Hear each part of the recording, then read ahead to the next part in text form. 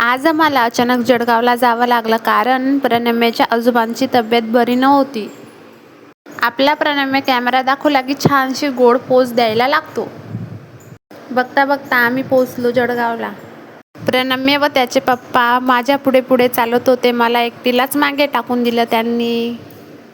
आम्ही पोहोचलो शोभा हॉस्पिटलमध्ये. आत गेलो तर सासूबाई आजोबांना स्वतःच्या हाताने खाऊ घालत होत्या.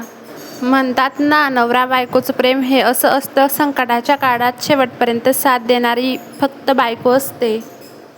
नातवाला बघून आजोबांच्या चेहऱ्यावर आनंद बघण्यासारखा होता. त्यांनी लगेच प्रणम्यला जवळ घेतलं.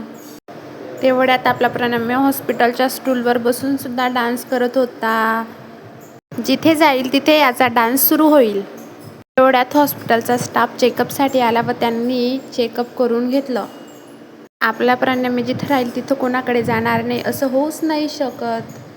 खूप उशीर झाला होता म्हणून आम्ही निघालो. पण निघण्यापूर्वी प्रणम्याच्या पप्पांनी आम्हा दोघांना मस्त कुल्फी आणून दिली. प्रणम्य कुल्फी खाऊन खुश झाला. मग निघालो आम्ही आमच्या घरी. चला तर मग भेटूया पुढच्या ब्लॉगमध्ये. तोपर्यंत घ्या तुम्ही लाईक करून आणि फॉलो करायला विसरू नका. बाय.